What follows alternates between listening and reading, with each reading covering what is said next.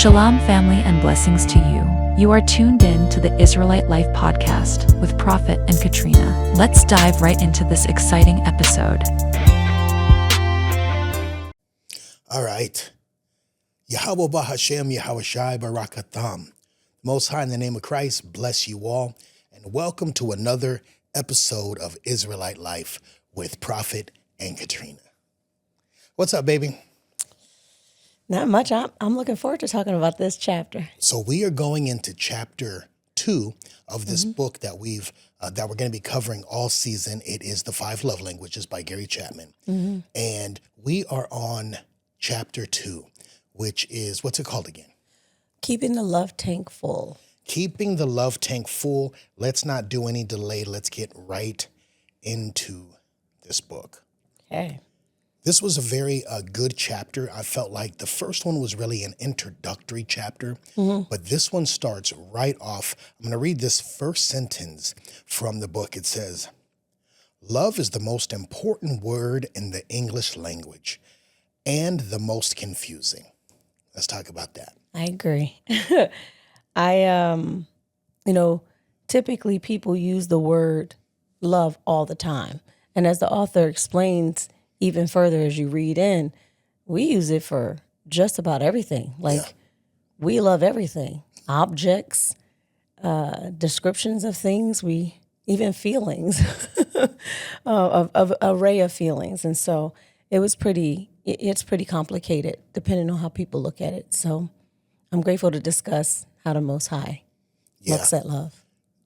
Completely the most used word in the English language. Obviously, everybody loves everything. I love your dress, by the way. Well, thank you. That's so cute. Okay, but then it's also the most confusing word because it's possible to use a word so much that you lose the meaning of the word. And I feel like that's what's happened with the word love. I agree with that, but I also would say, yes, people overuse it and abuse it. But I also think people really don't know what it is because typically when people are discussing their feelings, love, they're discussing their feelings about a thing. And honestly, it doesn't necessarily match up with what the Most High says about what love is. Absolutely. So I want to share a scripture real quick so that we can see what the Bible, just a couple verses that the Bible uses about love. This first one is going to be Proverbs chapter 8, verse 17, and it says, "I love them that love me, and those that seek me early shall find me." So that scripture is letting us know he loves the ones that love him. But what does that mean that you're going to do if you love him? So for that, I have John chapter 14, verse 15, and this is probably one of the easiest verses to memorize. If you are a believer in the Messiah, you ought to know this verse because it's a checkpoint in your walk to figure out if you are loving him or not. And of course, John chapter 14, verse 15 says, "If you love me, keep my commandments." So that's the requirement. Most people are not aware. If is a conditional statement. If this, then that. So if you love him, keep his commandments. If you don't love him, do whatever you want to do. This is true. But even on your Proverbs one, it had an action. Yes. It told you need to seek. That's right. Like people think it's supposed to come to them in this whimsical, ooey gooey, overwhelming emotional feeling. I feel it, and you can't describe it either. Yeah. It just feels good. That's what people think love is. Yes. So I got this other one right here. This is one of my favorites. It's 1 John chapter 5, verses 2 and 3. It says, "By this we know that we love the children of Yah, when we love Yah and keep his commandments. For this is the love of Yah, that we keep his commandments, and his commandments are not grievous." So if we approach this thing from a child and father perspective, he's saying, you love me if you do the things that I say to do, and they're not grievous. You don't have to complain about them. Right. You're doing them, but are you doing them and complaining about them, or are you doing them because you love me? Two totally different measures of love.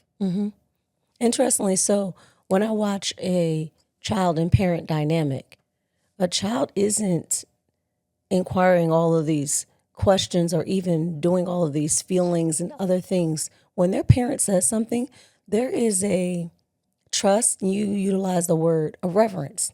It's kind of this respect and honor. They know and they're secure in knowing that they're taken care of. Yeah. So they don't even think twice. Okay, I'm just going to do it. They don't even say the words, I'm just going to do it. They just do the thing that needs to be done. That demonstrates love. The action of doing what needs to be done or what's requested of you equals love.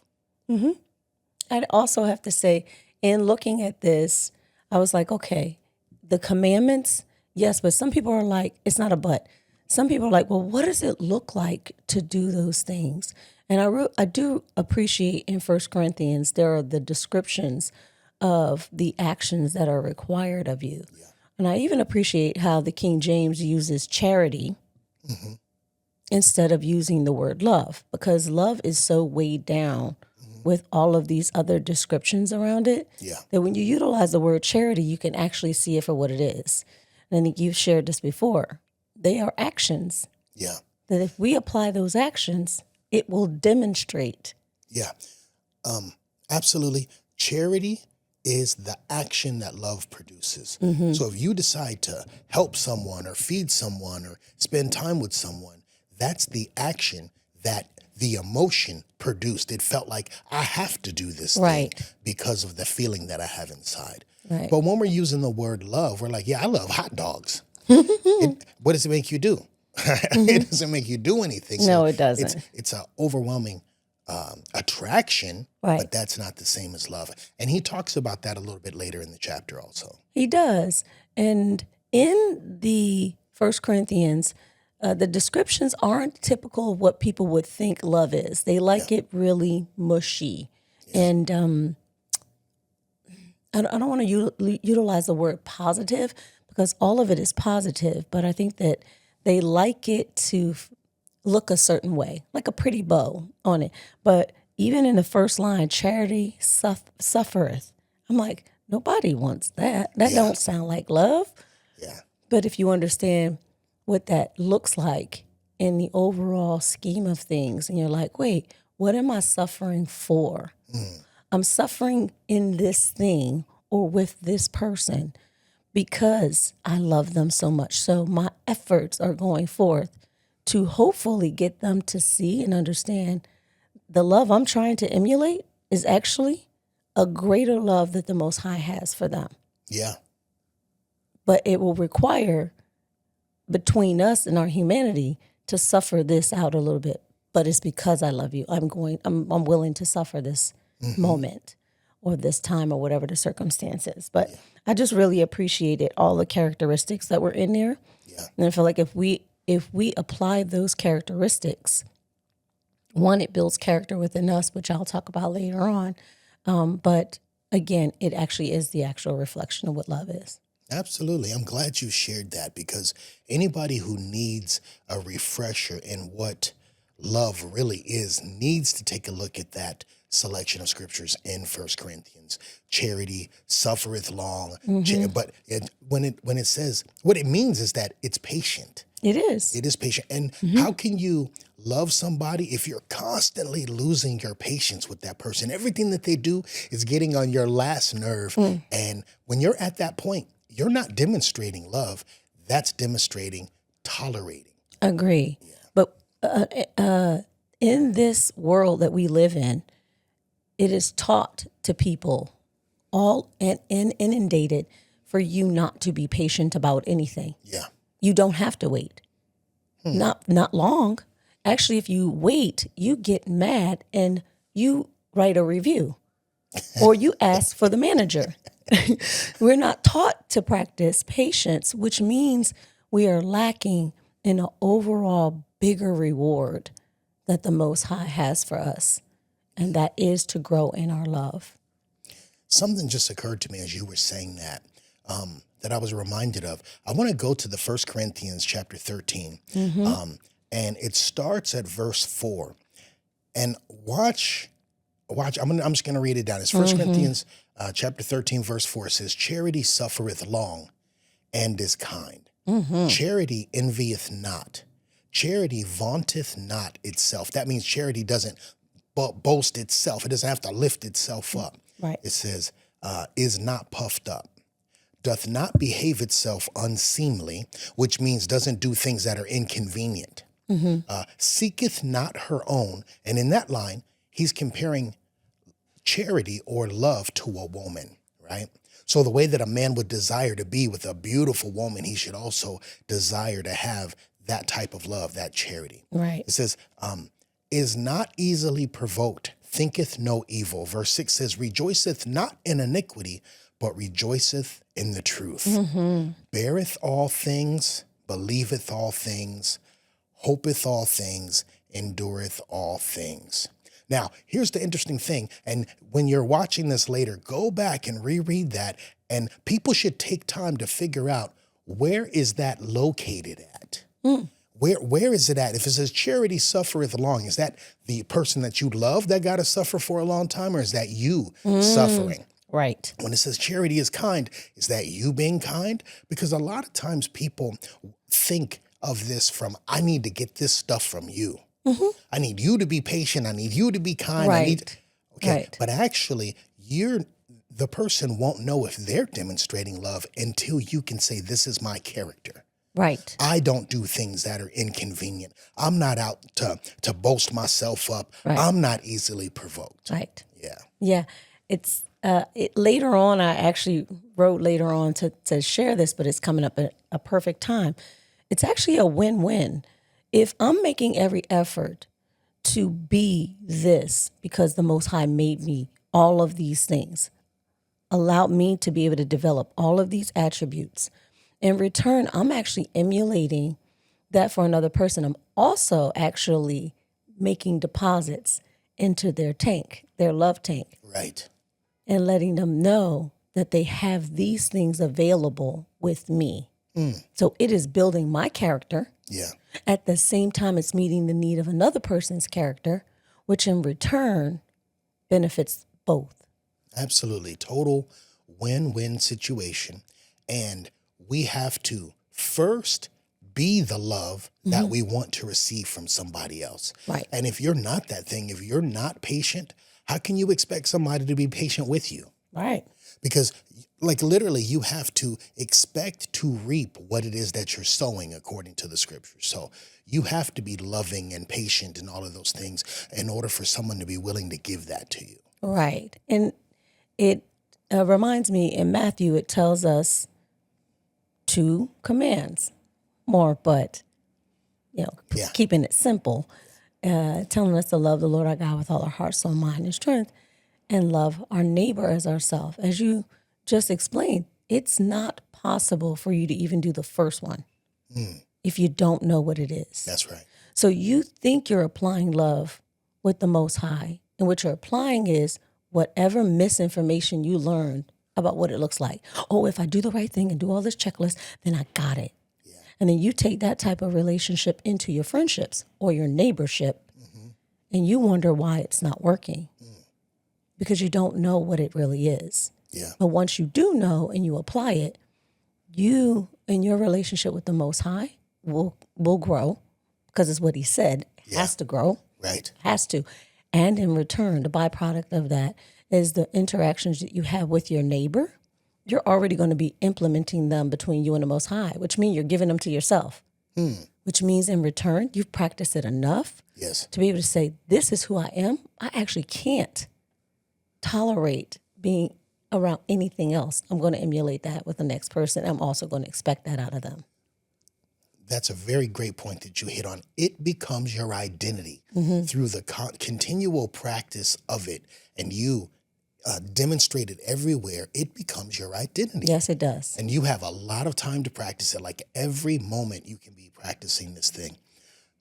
It reminds me, during our wedding celebration, as the people were coming up and they were speaking, all of which gave some very beautiful words and blessings to us, kind of the ongoing theme is people would talk about my patience. Yes. They would say, oh, his patience, and I want to have patience like that. And I'm grateful for that, but I think about times when I didn't have patience. I was a very impatient person, and I had to learn that Everything is not within my power. When people are losing their patience, it's because they think they have the power to do something and they want it done right now. Yes. And there's some things that are not in your power, like other people's growth time. No. The Yeah. time that it takes for somebody else to grow. There's no reason you should be getting impatient with them because they're going to grow in their own way and in their own time. We'll find if we pay attention to what the Most High tells us to do, we'll realize not a lot of things that have to do with other people have to do with us. Yeah. It just doesn't. And it reminded me as you were talking about you weren't patient before and it changed for you. You became patient. I love in 2 Peter where it tells us what to do with what we already have. And it tells us to add Yeah. to our faith and other things and continue to add those things to an existing thing we already have. Just because we have it in small measure doesn't mean we don't need to grow in it. And a lot of us don't take time to continue to, well, one, some people don't want to change Yeah. in the first place. Or some of them, they don't want to take the time and efforts that are required in that, I guess, long-suffering parts of love for themselves to be able to apply those things and add more to it. Yeah. Yeah. We have to want to grow because when you end up growing and you didn't want to grow, it's very painful. But if you want to grow, if you want to see some changes in your life and you take those steps, it is possible for it to be a beautiful growth process. Yep. Yeah. I agree. Let's get into this next section. So I want to read this next paragraph concerning love. It says this. It says, psychologists have concluded that the need to feel loved is a primary human emotional need. For love, we will climb mountains, cross seas, traverse desert sands, and endure untold hardships. Without love, mountains become unclimbable, seas uncrossable, deserts unbearable, and hardship our lot in life. That whole paragraph tells you got to shift your paradigm because love is going to make you do something. There are people who can do things simply because of the love that they feel. Yeah. Very important part. Agree. It kept standing out over and over again, and my mind couldn't reconcile keeping it as this phrase. It says the need to feel loved. The author kept saying it over and over again, and I do understand it, but within me, it was so significant to point out that feelings are so ambivalent. They're also so subjective. Like, I could feel moody depending on the mood. Right. Depending on the weather, depending on the atmosphere, depending on what I have and don't have, even physically, moods can change. Yeah. Feelings can change. So when the author talked about it as it relates to feelings, it immediately got me thinking that's where I believe we kind of make a lot of mistakes because it's so subjective, our feelings, versus the concreteness of putting these actions out there.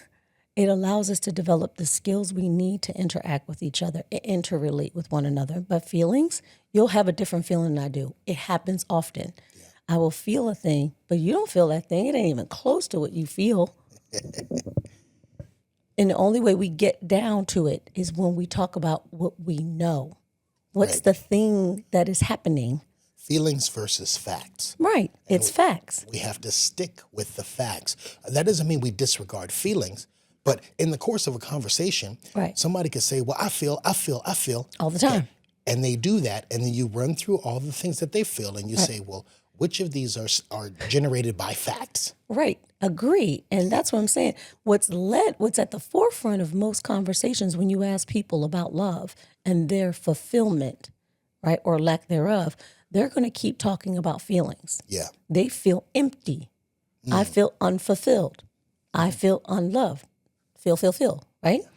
And I'm not saying that they're not important, but what is the thought that comes before the feeling, because it's always a thought. I thought that he would take out the trash. So now I have some feelings about it because he didn't take out the trash. That's right. And now I'm acting out. I let the garbage pile up and I ain't even taking it out forever. Like just stuff like that. Yeah. But it started with a thought. It didn't start with a feeling. Feeling was a secondary thing. But once that thought is solidified and we clearly understand it, like some of our interactions, if I clearly understand the thought process that's happening, I don't feel any disconnect. And I think that's what happens to people. They feel an offness or a disconnect, and they want to fill that void right there. They want to fix that error. It's almost like a glitch, and they want to fix it. And so anyway, those were some of my thoughts. So when I hear him talk about this, and he talks about it over and over again, I'll probably have something to say about it later again. But yeah.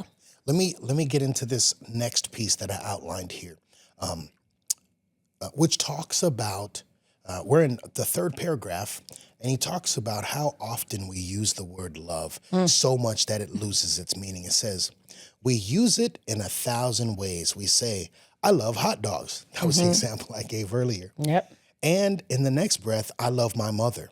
We speak of loving activities, swimming, skiing, hunting. We love objects, food, cars, houses. We love animals, dogs, cats, even pet snails.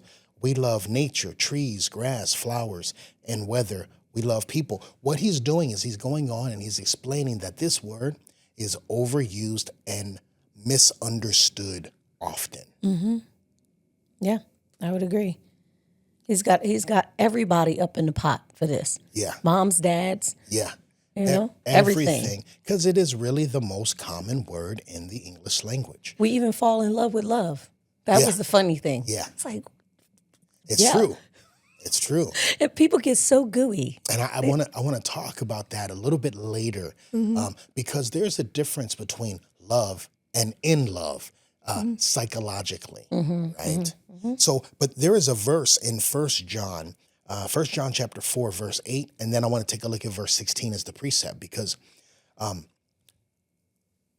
being able to identify what love is and make sure that we have it and that we demonstrate it is absolutely crucial, because people will know us, according to the scriptures, they're going to know us by love. Agree. Okay, but we need to know ourselves by love first, because people can't see in you what isn't in you.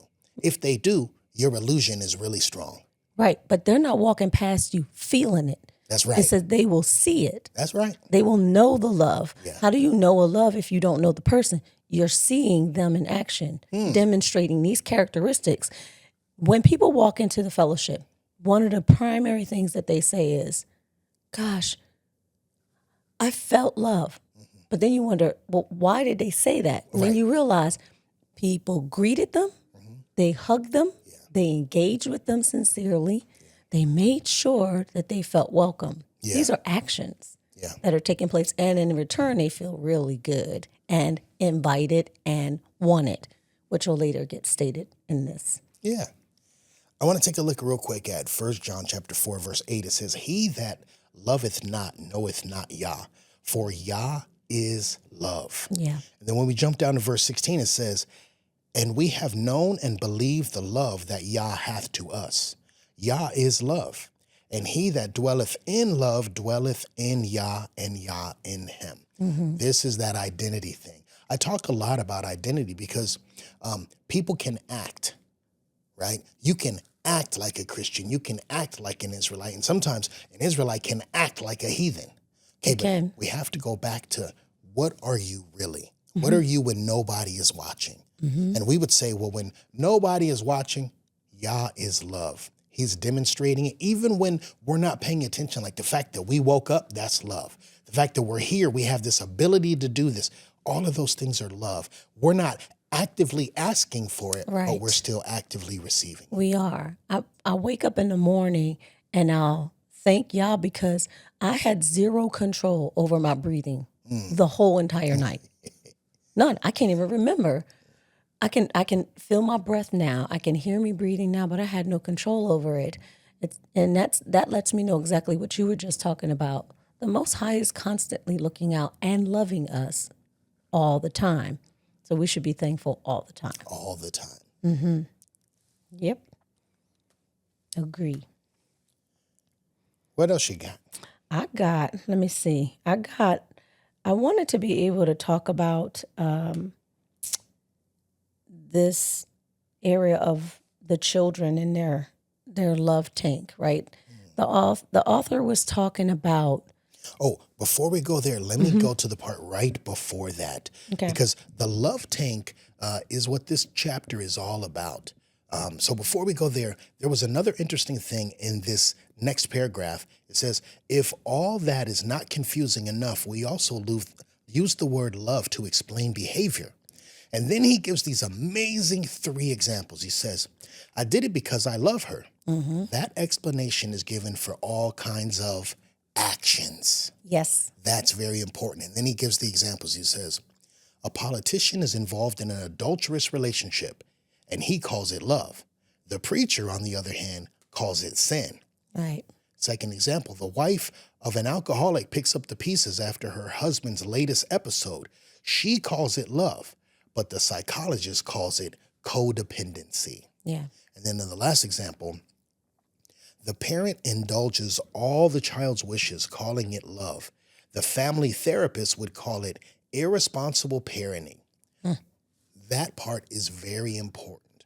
But what I noticed as I was reading through that is all the people that are calling it love, they do have one part right.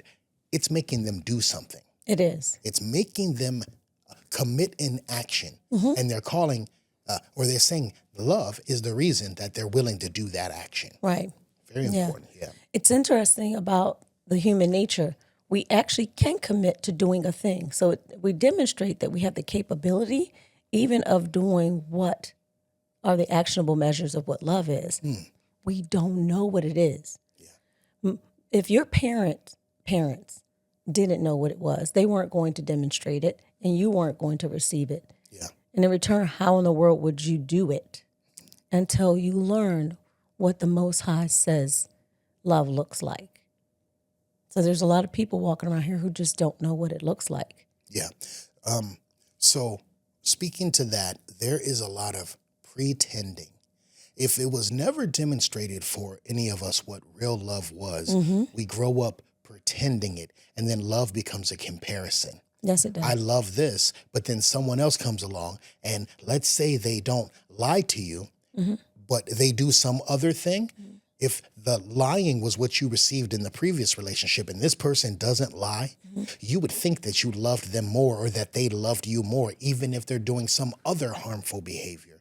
So love in that way, without knowing what it is, it becomes a comparison, and we compare this relationship to the last relationship, to the previous relationship, and so on. Right. We're comparing how we feel about the previous thing against the current thing. Yes. You know, if it feels better than the other one felt, we believe that it's something that it's really not, which is we believe that it's love.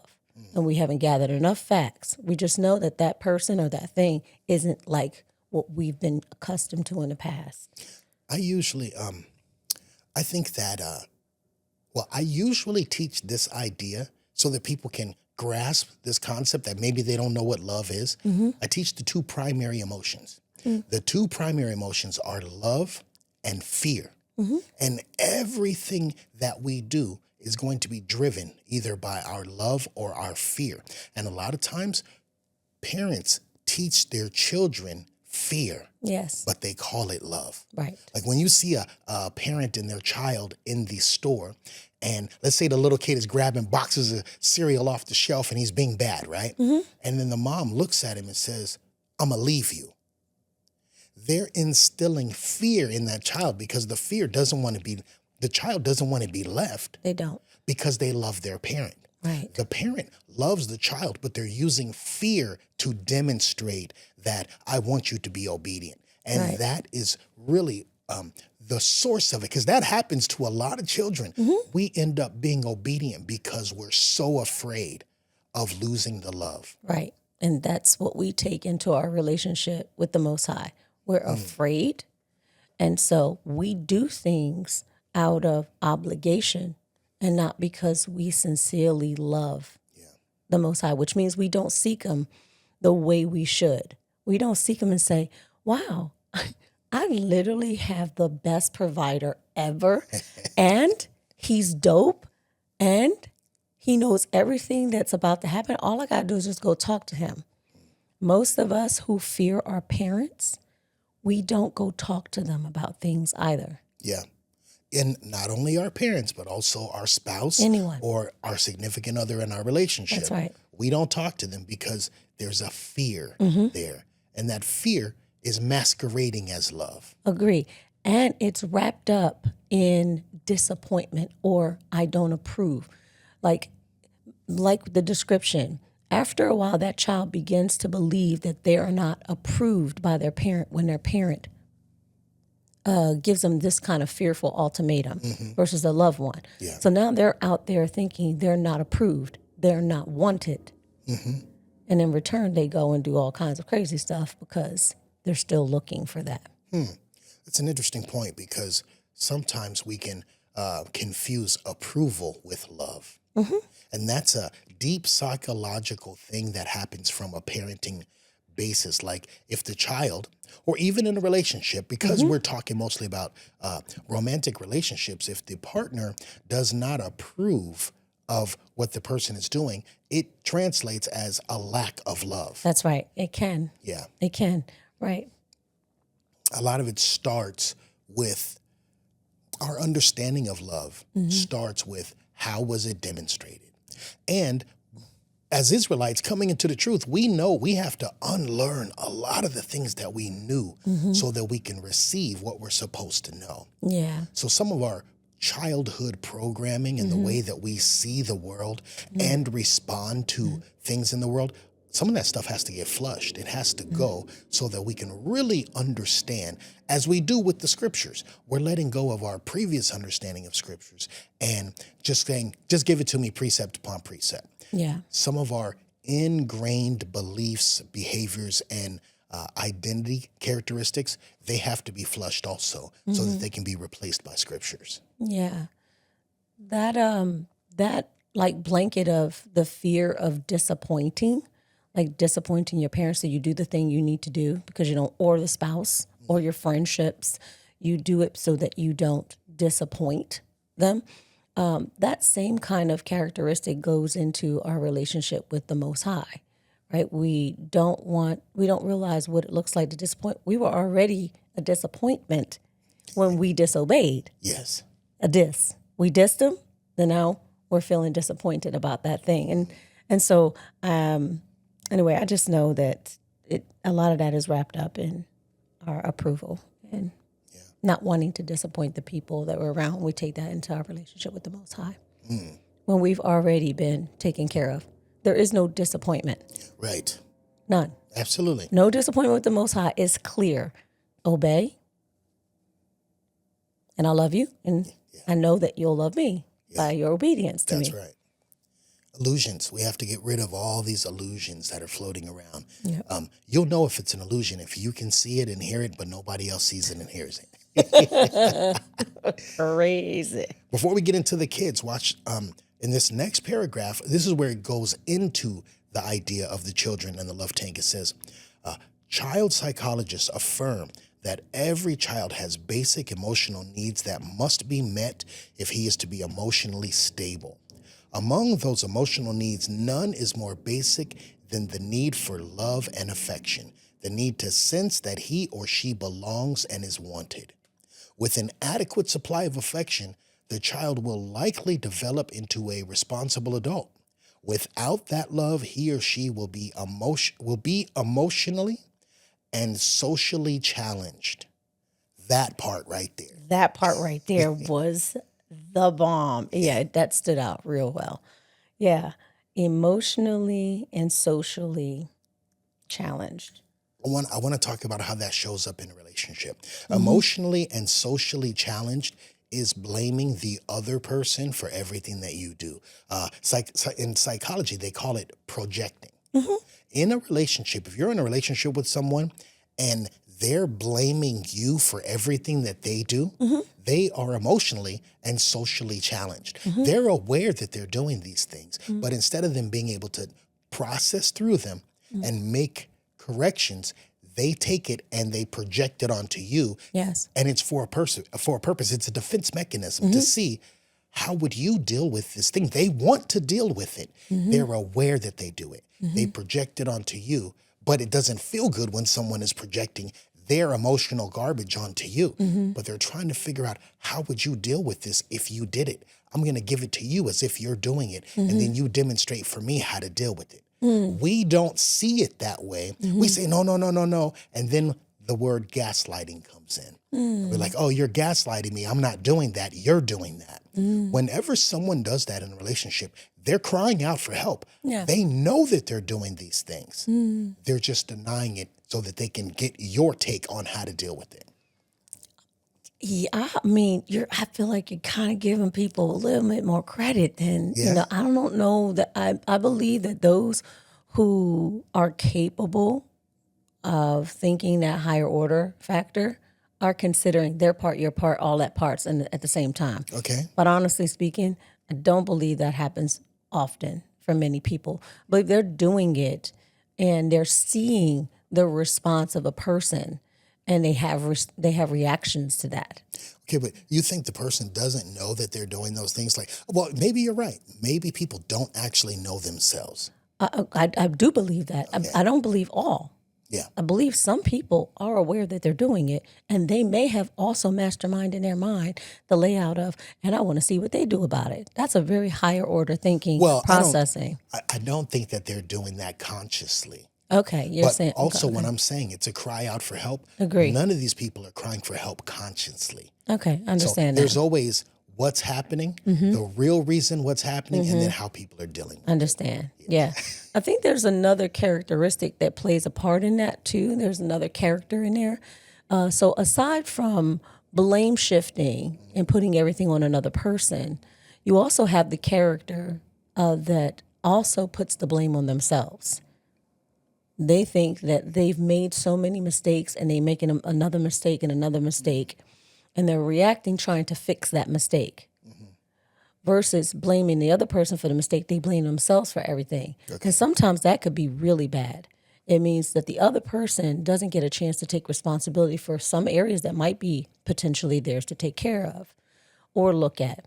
Everything then gets, I guess it's sort of kind of the victim mentality on both ends. Yes. You're a victim, so you're blaming the other person. You're also behaving as a victim when you blame yourself. It's actually quite abusive, both ends of it. So, As you say that, I realize that everybody has a desire. Everyone watching or listening has a desire to be in a healthy relationship. yes. But they need to examine themselves first to say, am I the unhealthy thing in my relationship? Yes. And if that is the case, before you can work on the relationship together, each person needs to work on themselves as an individual to make sure that I have a teaching called the right time, the right place, and the right you. Yeah. And it might be the right time and you might be in the right place, but if it's the wrong you, you're going to destroy all the good that has been lined up. This is true. This is true. But I do believe, and I've witnessed with many different people, that sometimes right place, right time,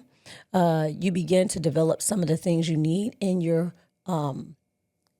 peaks and valleys of the learning process to get to the you that you need to be. Yeah, it's not going to instantly happen. Nope. But most people think or have not even thought, is this the best version of me? No, many people don't think that. They're like, this is how I am. This is what I am. Okay, but is that the best version of you? Because if you could do these two things and be a better version of you, why would you not do them? Right. Great question. Right? So Yeah. why would you not do them? And in the relationship, is this the best version of me in this relationship? Am I being as loving as possible, as forgiving as possible? There needs to be a lot more self-examination in everybody's relationship. I agree. But it also reminds me of like when someone is coming into the truth, they will have searched and tried to figure out and think that they're at a place that's better Yeah. and healthier and right, only to realize they still don't know.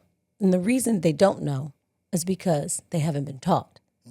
to know it. Yeah. So there's people who are at some levels trying to seek healthy, not realizing they're trying to seek healthy, but they don't know what to do until someone actually either demonstrates what healthy looks like or they seek out what healthy things are. Someone typically has to teach them. Most people have a bottom. Most people have a bottom. And most people don't realize they need help until they hit the bottom. Yeah.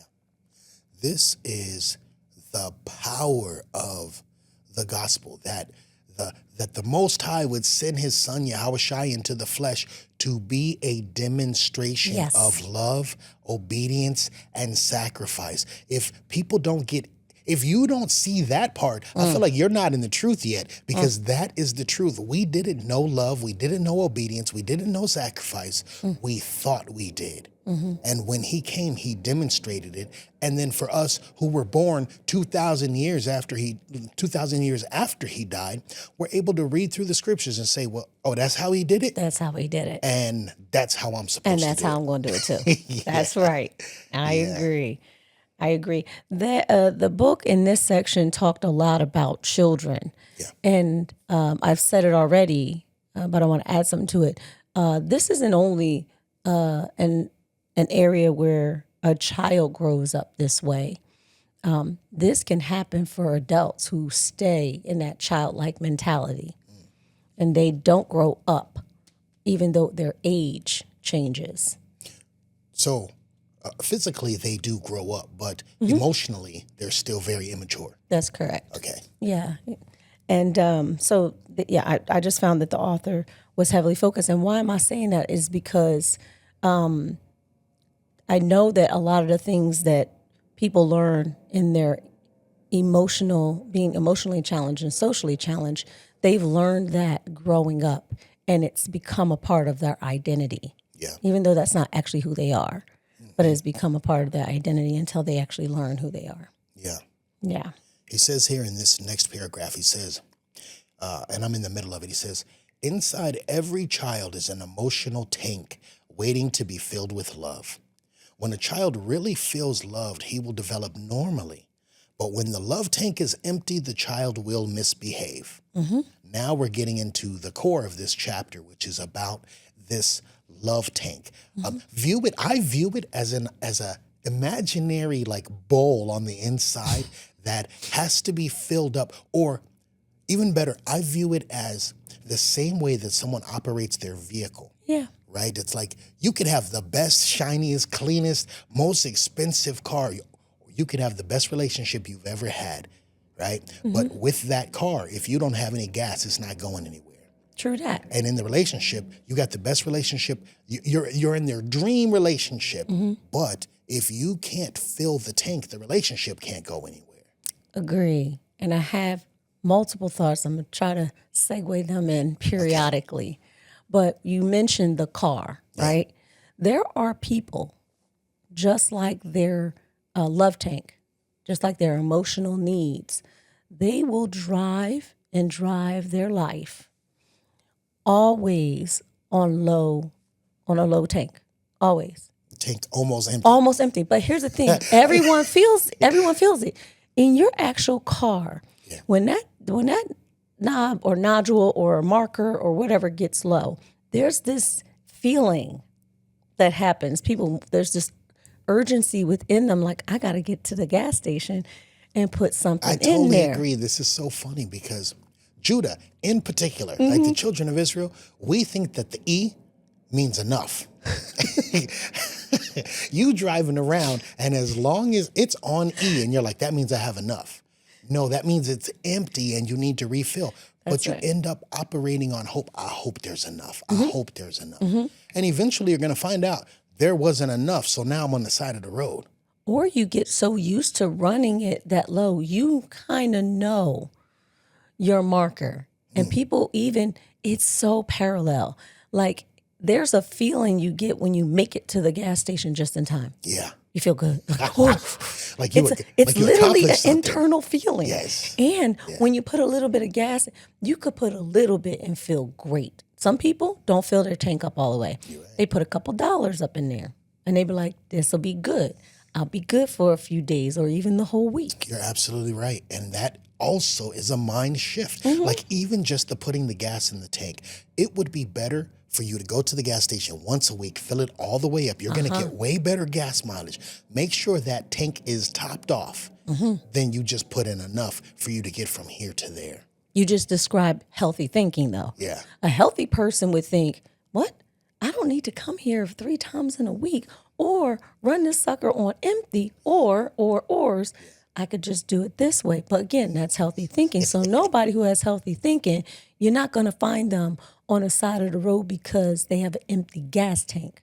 Something else happened. That's right. Right? Just like in our lives. If someone who's healthy falls down on something, it won't be because of an area you already know that they're healthy in. It'll be in another area. But as it pertains to the gas tank, I'm like, people are accustomed in an unhealthy thinking process not to maintain their vehicle. Yeah. This is our vehicle. We travel with this. We got this. This is all we got. Our body is our vehicle. Our body is our vehicle. Yeah. And we accept things. We accept scratches on it, right? We accept it being trashed. We will tolerate the exact amount of disrespect or something that we don't like from other people that we also give to ourselves. We give it to ourselves. Right? No more, no less. No more, no less. As soon as, because everyone abuses themselves to some point, whether it's mental. That's what we mean by the scratches on the vehicle. Yes. But if I'm putting scratches on it, it's okay if you ding it up a little bit. Right. But if you do more than what I do, there's something wrong. That's right. Right. And so it leads me to believe this analogy about the vehicle was excellent. Yeah. In describing that. And so I thought that was pretty cool of them to put that. But the love tank, I thought that in my mind, to expect someone else to feel something in you, I found that's where I felt a bit different about what the author was talking about. Okay. So let me give you an example. There's a lot of times when, if you were talking to most single people, they're constantly hearing about married people and how that husband is going to complete that wife or otherwise. And you're thinking, well, wait, what about someone who is single for a long time?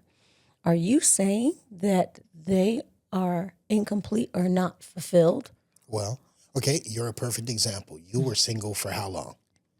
12 years. 12 years. Mm-hmm. Did you feel complete at that time? I'd say in my mind, I completed things, and that's what I was going to get to. Okay. In some instances, no, because I was looking for other people to fill or fulfill something within me. Later, I learned, for example, if I felt like I needed to hear that I am loved, I needed to spend enough time already knowing that I am loved. And I also needed to spend enough time making sure I told myself in various ways that I love myself. I also needed to know that the Most High loved me regardless of whether anyone else loved me. Okay. And I didn't spend enough time, so I looked for it from other people to say it. Now, if you never, here's the issue with that. I'm looking for you to tell me something about me, by the way, right? Strangest thing ever. I'm looking for you to tell me that thing. Let me tell you when about you're yourself. When you're not there, right, there's two things that happen. I love the movie Sphere. Have you ever seen it? I don't think I've seen it. I'm going to use it as an analogy. That thing is a sphere, and it began to express emotions or feelings. And the psychologist says, he was puzzled. He says, if he can feel happy, it means he can feel mad. Yeah. So there's the duality of it. And so if I'm looking for you to acknowledge me and tell me you love me or all the good things, then it means if you don't feel that way, it would affect me. Mm-hmm. So that's a lot of power. Yes. More power. That's a lot of power than someone should have. have. Yeah. Right? It shouldn't be your responsibility to dictate whether I am good or not good. Mm-hmm. But this happens. Yeah. People put that measure out there for other people to dictate, not knowing their own self. They look for other people to tell them who they are. Validation. I find that to be problematic. I agree. Very problematic. And so my thought process is we do need to get to know ourselves. You should only be affirming what I already know. Yeah. I am amazing and already loved. You, when you say you are amazing, my mind should automatically think, yes, I am. Because the Most High already told me I am. Yeah. And I should know that. Mm-hmm. Therefore, when you say it, we are of like mind. You're right. I am amazing. And so when we start to put that power in someone else's hand, we lose our power that was given to us by the Most High. Absolutely. He said, I'm wonderfully and beautifully made. Mm-hmm. So why should someone else, one, have to tell me, and two, tell me otherwise? I find that. So I had a little bit of like, I hear him. However, I think he's approaching it from a root cause. Like what you explained makes perfect sense to me. And again, it's healthy thinking. Because in the process of explaining that, you're like, I know what the Most High thinks of me. I know what I think of me. And this is what you should think of me. That's healthy thinking. yeah. A lot of people that are going to be watching this and listening to this podcast have grown up with some very unhealthy thinking. Understand that. Needing validation from their significant other. Again, that goes back to you need to know who you are and whose you are, Right. so that you can give that to someone else. Right. Yeah. You're not going to be capable of doing the second and greatest commandment. If you do not love yourself, it's not possible to love your neighbor. And if you don't love the Most High, it will be impossible to do those other two things. Yeah. It's our demonstration of loving the Most High that allows me to understand how to love myself. But I do understand on a fundamental level and on a level that people aren't at a healthy space, I agree. Yes, love tanks need to be filled up. Yeah. And it comes from other people. It comes from our parents at an early on age. They dictate those things and tell us. Let's go back to the automobile example. Okay. Let's say this love tank is actually a gas tank. And this whole time it's been needing higher quality, higher octane gas. Yep. And you've been putting this 87 in there. So it's been running. It will run on a lower octane gas and it will be filled up, but it will not run as well as if you were using a higher octane gas. That's kind of what people experience when it's a comparison. And then finally somebody fills you up with the gas that's supposed to go in it and it runs right. Right. Somebody taught you and told you you needed someone to help you and explain to you, hey, babe, that's not actually the one you're supposed to be using. And then you use the other one. But it requires that someone comes along and teaches you what is right. Yes. What is healthy. And a lot of people don't have that or don't know where to get it. Yeah. There's a really good example in the book. We're not going to have time to read that example, but he explains about I think it's a 16-year-old girl who got into a sexual relationship. Yes, she did. Because of the lack of love from her parents. Right. She needed to feel loved. And when someone showed her the slightest bit of affection, they ended up taking advantage of that situation. That's right. And then she ended up having sex. And she didn't want to it says in the book, she didn't want to have sex. She wanted to feel love. Right. And that's a big confusion right there. The physical actions in that particular thing was her mother began to show love to the new spouse. Yeah. So she did not receive any actions from her mother to be able to demonstrate you're full of love and don't require it from anyone else. Yeah. Instead, she's like, well, she's got it and this is what it looks like. Maybe, don't know. And went out and got it because an action wasn't done. Exactly. Still going at. And then the feeling comes when you receive that action that meets the need. There's a part in here, this paragraph was important to me. It says, the emotional need for love, however, is not simply a childhood phenomenon. that need follows us into adulthood and into marriage.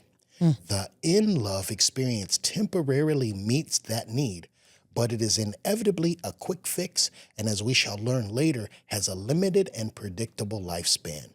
After we come down from the high of the in love obsession, the emotional need for love resurfaces because it is fundamental to our nature.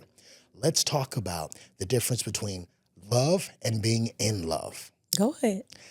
I look at it like this. I don't even call it in love.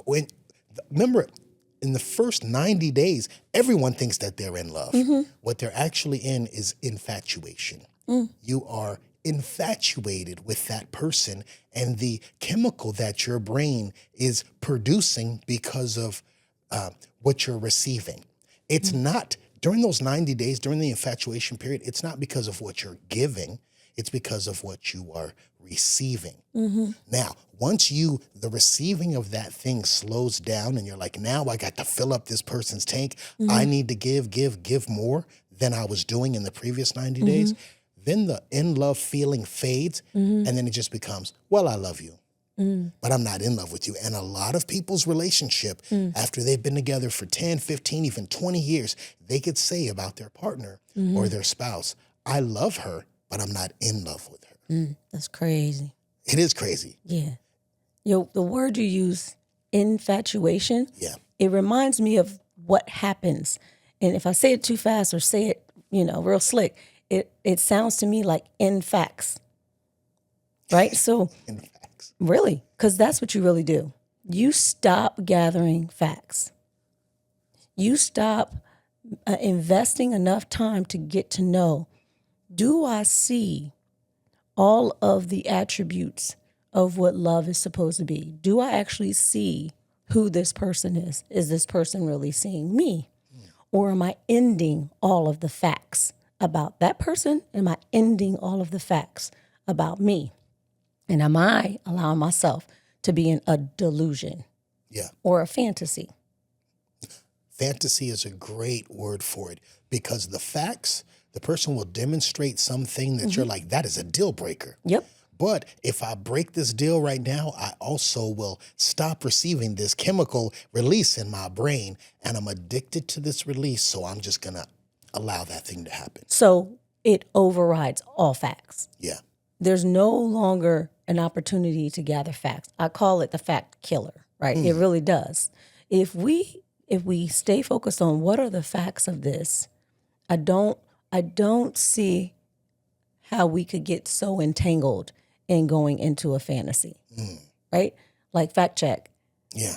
Yeah, that don't line up. Well, I've been there before, honestly, and I'm like, it is so easy to slip into that and lose grasp on the reality because it's an addictive thing to have that feeling, that infatuation, and be like, I'm aware of the facts, but I don't want to deal with those right now. Because the tank is low.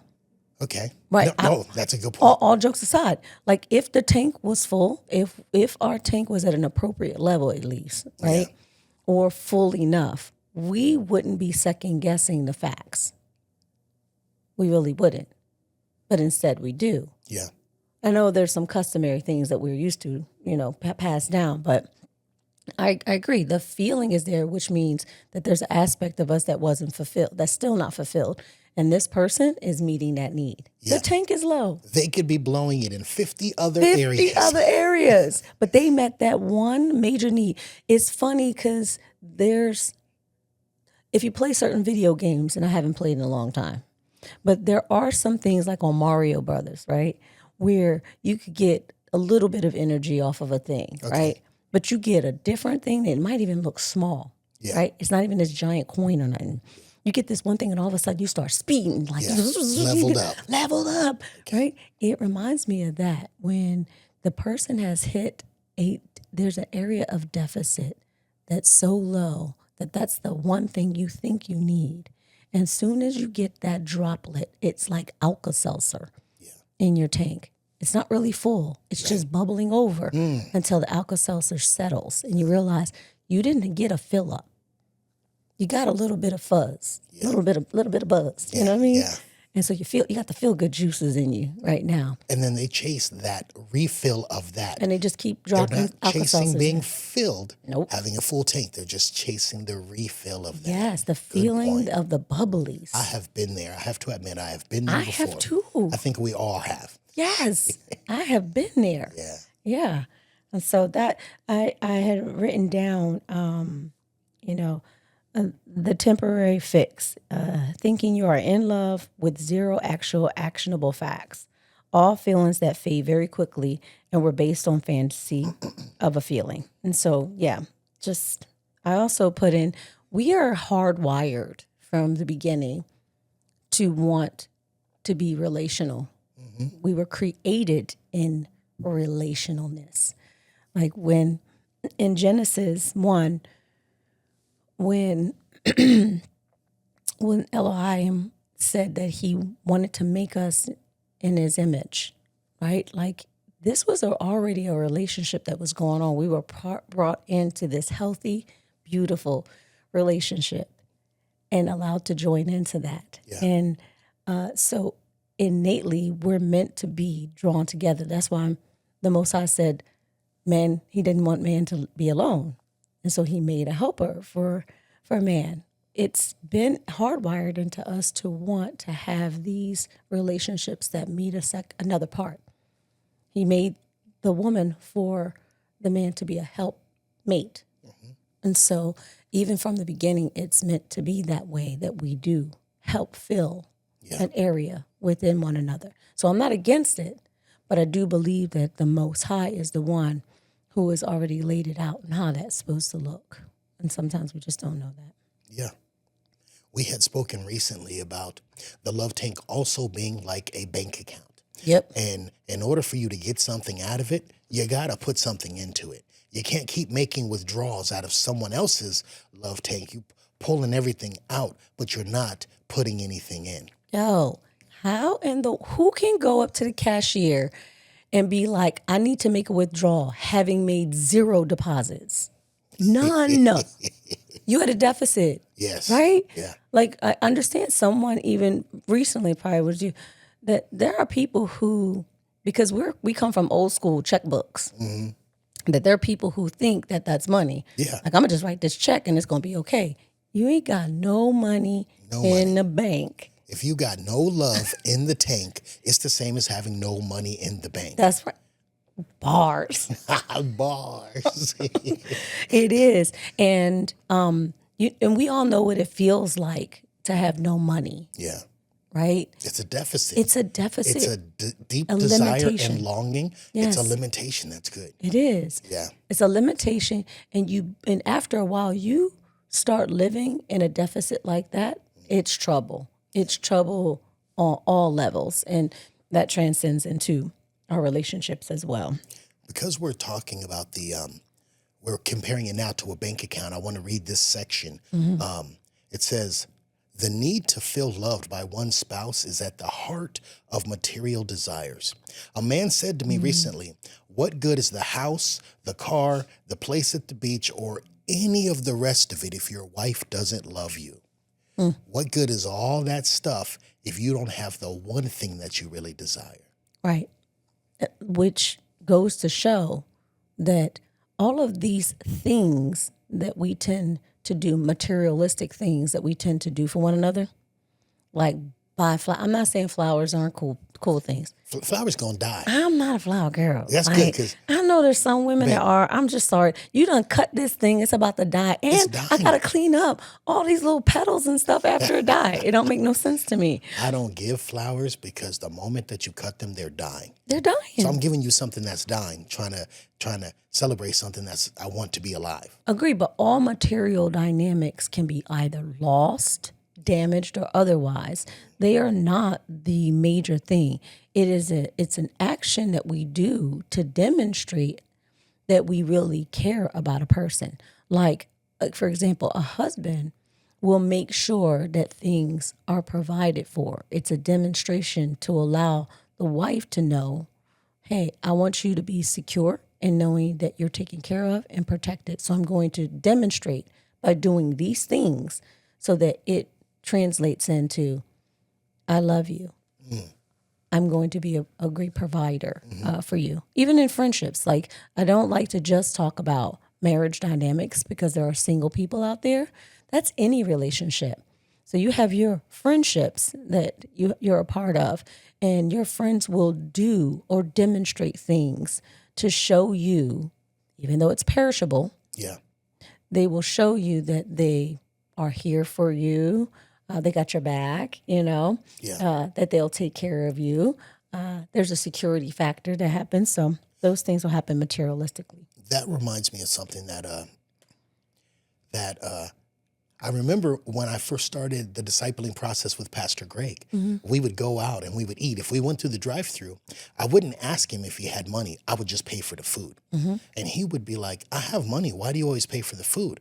And I'd be like, because this is what you do. When you have someone that you care about, you provide for them. And it shouldn't be a question on who's going to pay. And when you have the opportunity to just pay for the food, you do that because I have the money to do it right now. But I might Next not. week when we go out, I may not have it. Right. So it doesn't matter if you don't have it, I'm still going to pay for it. Yeah. And he was like, I never looked at it like that. And I'm like, oh, that's what friendship is. That's what that providing for somebody is.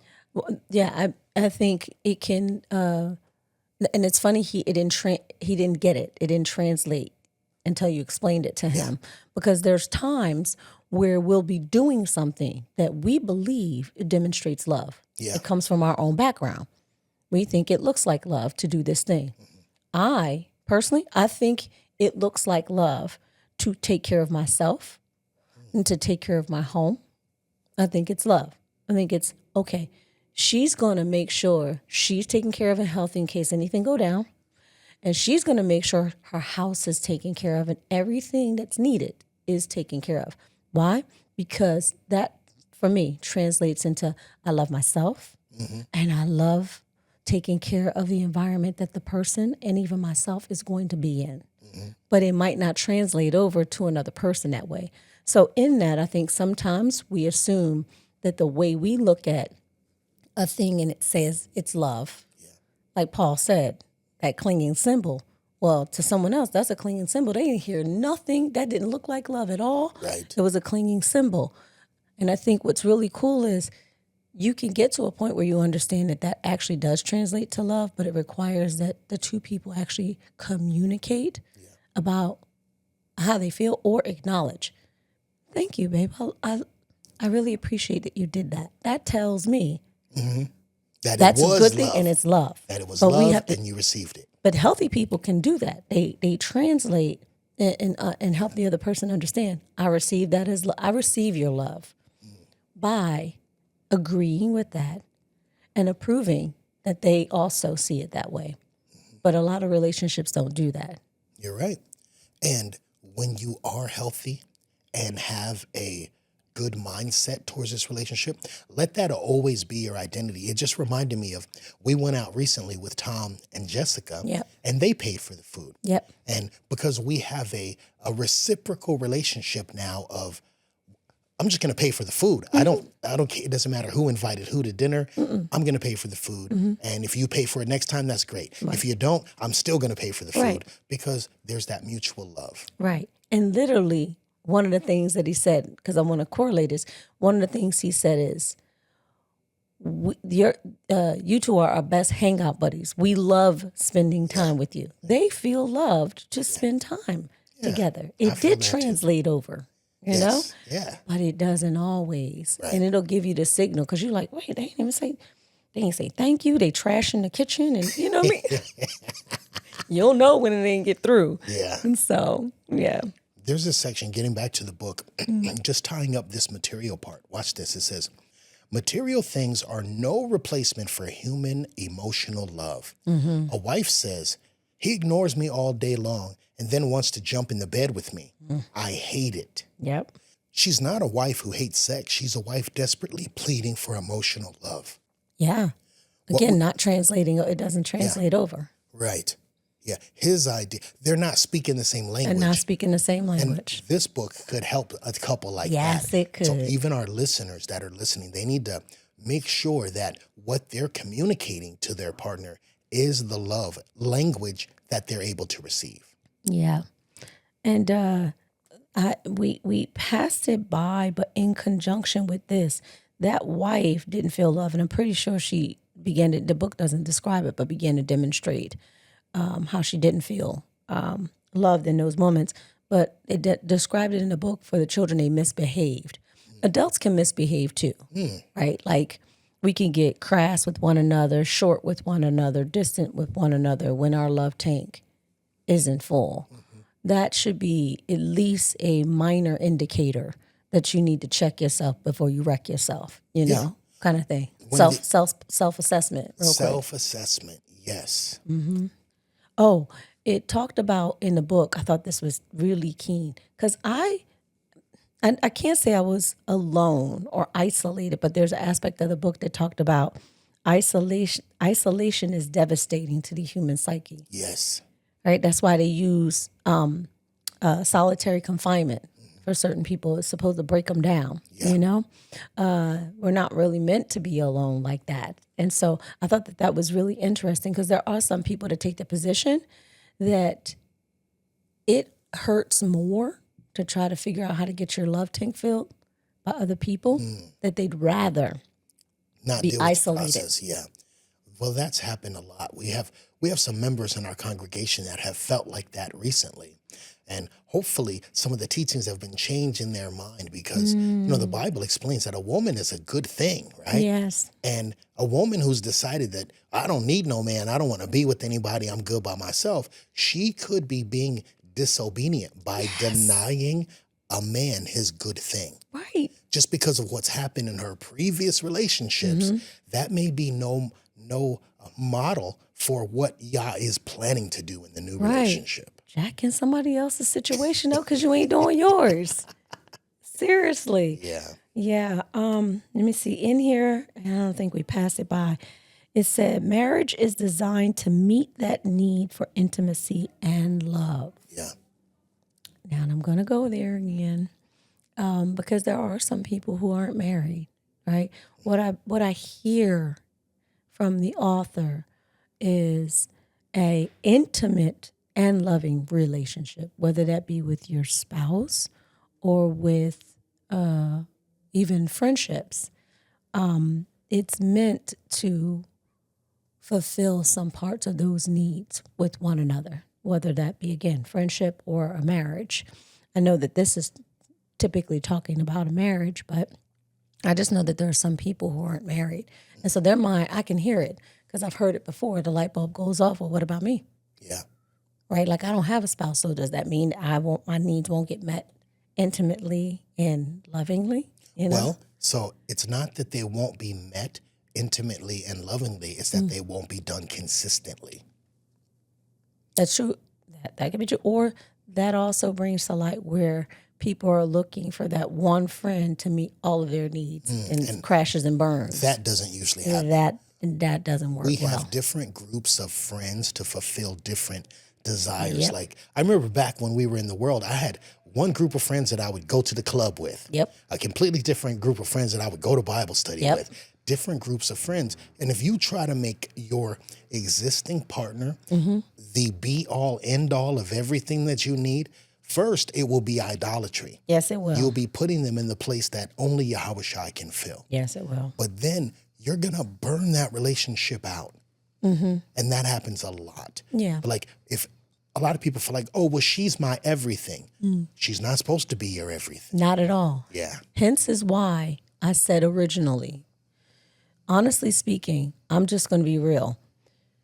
Like I said to you, if I feel like I need a hug, I'm not saying that my husband, shouldn't give me a hug. But if I'm feeling empty in that area, I got 2 arms to wrap around me. I need to learn why am I feeling that, and I think that you have the ability to fulfill that in me. Right. A lot of times, that's on the surface. Maybe feeling it has to be deeper than that. What's really the empty factor in me? Because it ain't. I want to hear him say, "I love you," or I want him to give me a hug. Sometimes we got to search deeper than just the surface of what we think that is. In that same paragraph you were reading where it talks about marriage being designed to fill that need, it says That is why the ancient biblical writings spoke of the husband and wife becoming one flesh. That did not mean that individuals would lose their identity. It meant that they would enter into each other's lives in a deep and intimate way.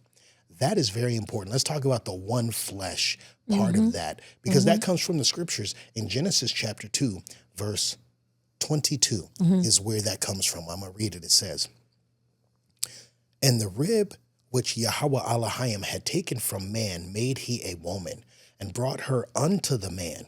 Verse 23 says, "And Adam said, This is now bone of my bones and flesh of my flesh. She shall be called woman, because she was taken out of man."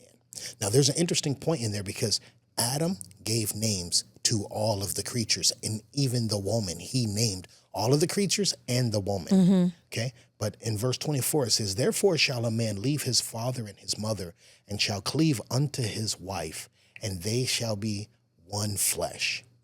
That is absolutely crucial. It doesn't, and the author makes it very clear, it doesn't mean that you lose your identity. That's right. I lose my identity. That's right. But that we fulfill each other's needs. The part where we felt like, well, I'm doing good by myself, but I'm lacking in this area. That's right. The help meet, the help that is sufficient for each individual. Right.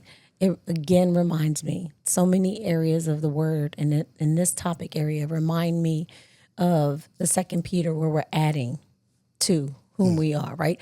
You're 100% who you are. 100. Right? I'm 100%. What people tend to do is they think you're going to bring your half a sheet of paper, Yeah. and I'm going to bring my half a sheet of paper. We're going to put these two half a sheets together, and we're going to make one page.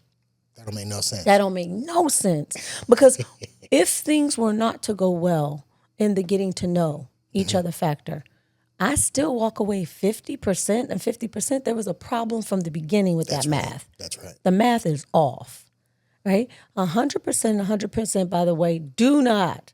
You ain't trying to bring this oneness doesn't mean we're 200%. Right. Because that's just wrong math too. The math is bad. What I do see and witness is, like you said, there are some areas within each of us that we could grow in, that there could be added value. Yeah. I may be a faithful woman, but can my faith grow by the things that you add to my faith? You might be a knowledgeable man, wise, but are there areas of knowledge that I can add value to the knowledge that you already have? That's what I see is done in a healthy marriage, particularly a healthy relationship as a whole, adding value to an area that already exists. Yeah. Or bringing shining light on a damaged area that you might not be aware of, that you really do need to put more focus in, but you weren't aware of it until that person entered your life. Yeah. It reminds me of the saying that where people say hurt people. Hurt people. Right. But healed people can heal people. Yes, they can. They can at least show them what it's like. That's right. If everyone around you all has the same problems, the same deficit in their love tank, no one will demonstrate what it's like. You have to get away from that group of people and get around some healthy people. It's called the Drama Network. Drama Network? You got the Drama Network. All they about is drama. You got your Drama Network. Nope, I'll pass. So this is an interesting thing about a mentor.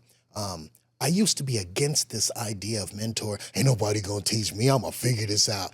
And then I was like, only thing I'm figuring out is how to be broke and stay in the same position that I'm in. It wasn't until I started to meet, know, and see the lifestyle demonstrated by people who were more successful than me, communicated better than me. When I saw them do it, I said, ain't no difference between me and you. I could do this also. I didn't know I didn't know what it looked like. But now that I know what it looked like, I could do it. I could do it. We need mentors, Yes. mentally, physically, and spiritually. Agree. And sometimes that mentor is going to be your spouse. Agree. They're going to fill in the areas where you have been lacking. Agree. Yes. The love tank. The love tank. Yeah. I have a note here in this part that we should be constantly looking for ways to fall back in love. If we've been in a relationship, we'd say, because a lot of people approach it from, I feel, and now they're not feeling it. Now they need to search through the facts and say, what actions were taking place when I felt like I was in love?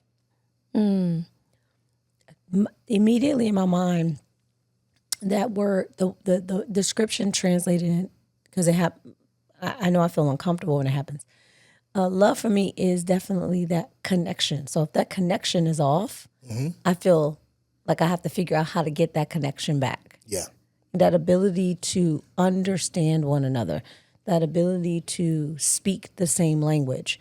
Something goes off and I feel disconnected. Right. So if quality time is that person's primary language, and then their spouse stops spending quality time, Right. the action is missing, Yep. which is now creating a feeling of our love is gone, it's lost. Right, deficit in the tank. And then they have to be ready, willing, and unafraid to say, remember when we used to do this?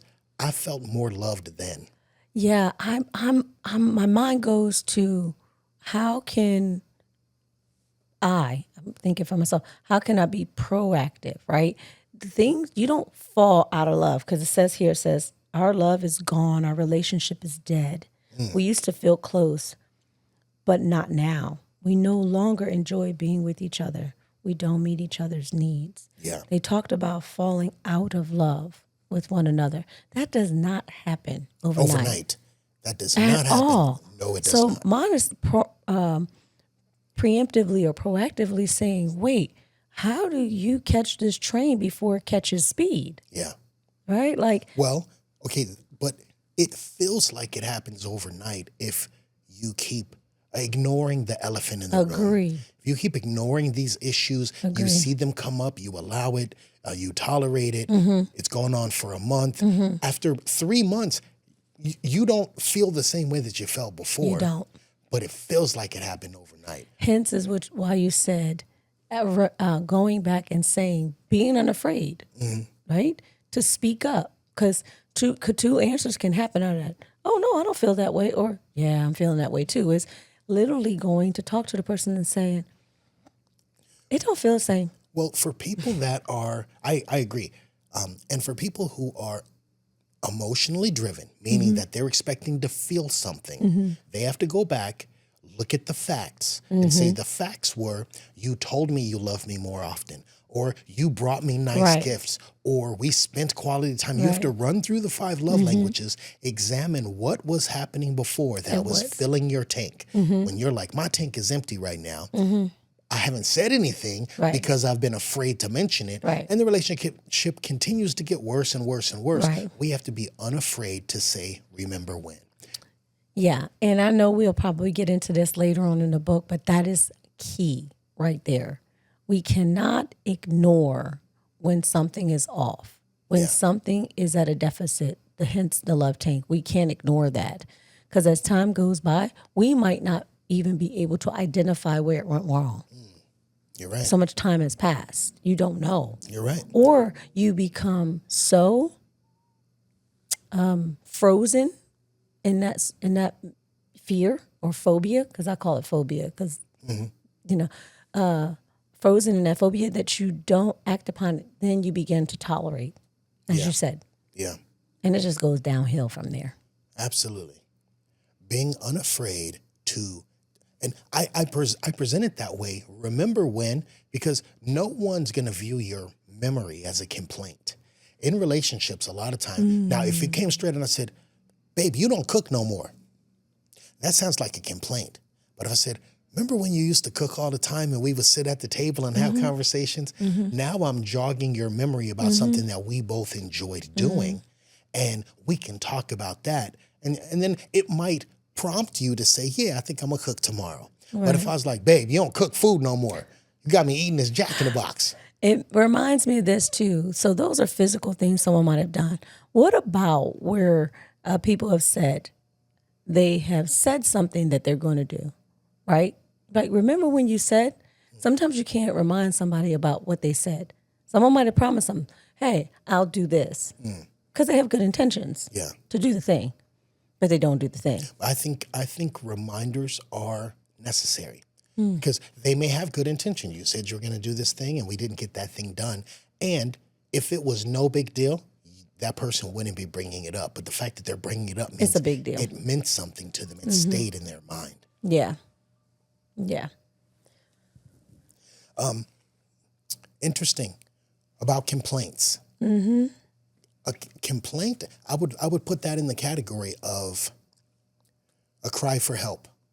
When someone is giving a complaint, like if you said, babe, remember when we used to, and then whatever that thing is, you're taking your complaint, which is the lack of that thing, you're bringing it to my remembrance, and you're saying, I want more of that, but you're presenting it in a way where you've made your request known to me, and it's a cry for help. I can choose to see it as a complaint, but a healthy thinker is going to be like, oh, she wants more of that thing, which she knows I'm capable of doing. Right. I may have slacked on doing it, and I need to remember that she enjoys that. Right. People get so riddled with fear, though. Yeah. They'd rather have a low tank or empty tank than to express what they need.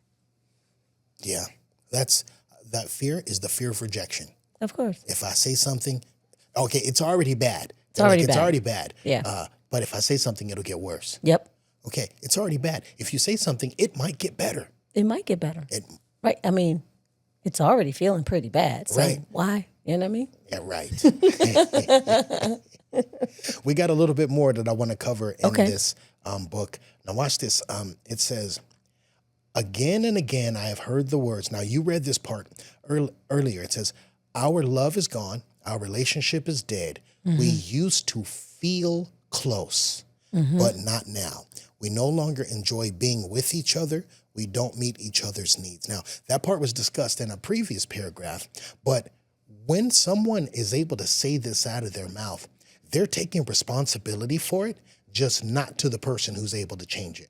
This is the kind of thing that girlfriends say to each other or guys say when they're hanging out. They'll be like, we used to feel close, but they're willing to admit that they have a role in it. We used to do this thing. Right. They're not admitting it to the person that can make a difference. That is very important. So these complaints, which are really cries for help, have to be presented to the only person who's able to change it. Right. Because if you talk to your girls about it and you're talking to all these different people, everyone starts to put a little ingredient in the mix. And now it don't taste the way it's supposed to taste. It don't taste the way it's supposed to taste. Yeah. Yeah. It's also a demonstration of someone not knowing how to look out for their best interest. Like for many people, you will allow a thing, hence people to sprinkle,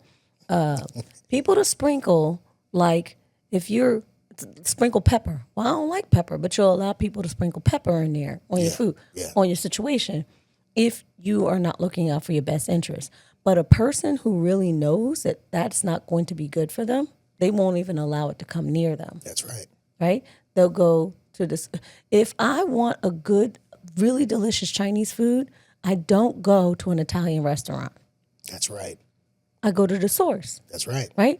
I know that if there's an area that we agreed that you said yes to, and we both say, yep, I like that, I want that, I'm looking for that from you, I can't talk to somebody else to think that that's going, and I can't wait. I realize that. The Most High talks about not letting the sun go down on our anger. In essence, I thought when I would read that, I thought about anger, any type of form of disturbance. Like if it's something that I'm not clear about, something that's disturbing my peace, I really do need to talk about it. Not sure what your response is going to be, but I have to trust that I'm looking out and speaking up. I can get an answer back that might help me clarify what I might be thinking wrong. But if I don't speak up, it won't get heard. That's right. All up in my own head. Yeah. Answer my own It could questions. go bad, but it will definitely go bad if nothing gets said. That's Just correct. Keep going the way it is. That's correct. It's a good point. Yep.